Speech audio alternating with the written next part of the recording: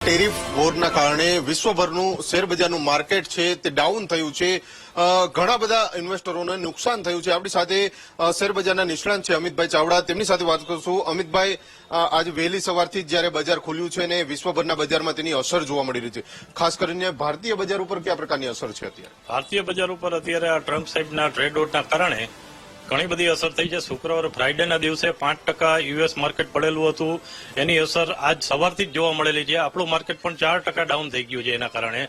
અને ભારતીય બજારની અંદર ઇન્વેસ્ટરોએ કોઈ ગભરાવાની જરૂર નથી, કારણ કે આવું તો ચાલતું રહેતું હોય છે અને આનું કોઈ બી વિકલ્પ આવી શકશે, ટૂંકા ગાળામાં જ આવશે. ટ્રેડ વોર આપણને એકને નથી લાગુ પડ્યો, એ આખા વર્લ્ડમાં બધી કન્ટ્રીને લાગુ પડેલો છે. એટલે ભારતને કોઈ નુકસાની મોટી આવે એવી શક્યતા લાગતી નથી કોઈ. જે આ નાના ઇન્વેસ્ટરો છે તેમને ડરવું જોઈએ, કારણ કે ઘણા બધા એવા હોય છે જે આ શેર બજારમાં બચત કરીને પણ ઇન્વેસ્ટ કરતા હોય છે. તો ખાસ કરીને આ લોકો માટે શું હોવું જોઈએ, એ લોકોનું સ્ટેન્ડ કેવું રહેશે?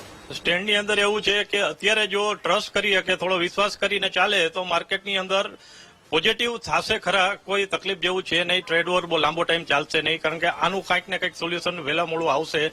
કારણ કે આપણી ઇકોનોમીની અંદર બહુ સારું એવું છેલ્લા 5 વર્ષથી પરફોર્મન્સ આવી રહ્યું છે. એટલે ભવિષ્યમાં પણ હજી ટ્રેડ વોર ગમે એવો આવશે પણ આપણને તકલીફ નહીં પડે એ કન્ફર્મ છે. અમિતભાઈ, એવું લાગે છે હજુ પણ બજાર ડાઉન થાય એવું લાગે છે? કારણ કે વિશ્વભરના બજારમાં એની અસર જોવા મળી રહી છે. ભારતીય બજારમાં ભારતીય બજાર હજી ડાઉન થઈ શકે છે.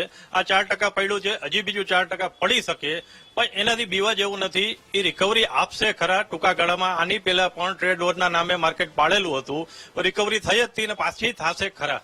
કેટલો સમય અંદાજિત લાગી શકે છે આ રિકવર થતા? કારણ કે હજુ તો ચાલુ થયું છે અને હવે સમય કેટલો? કારણ કે જે નાના ઇન્વેસ્ટરો છે તેમને ફફડાટ જોવા મળી રહ્યો. સમય તો અત્યારે કંઈ કહી ન શકાય, કારણ કે આ વર્લ્ડ લેવલનું અત્યારે ટ્રેડ વોર ચાલી રહ્યો છે. ટ્રેડ વોર એવી વસ્તુ છે કે જ્યાં લગી ટ્રમ્પ સાહેબ કાંઈ નિકાલ નહીં કરી શકે ત્યાં લગી આનું કોઈ નિરાકરણ વર્લ્ડ લેવલે નહીં આવી શકે.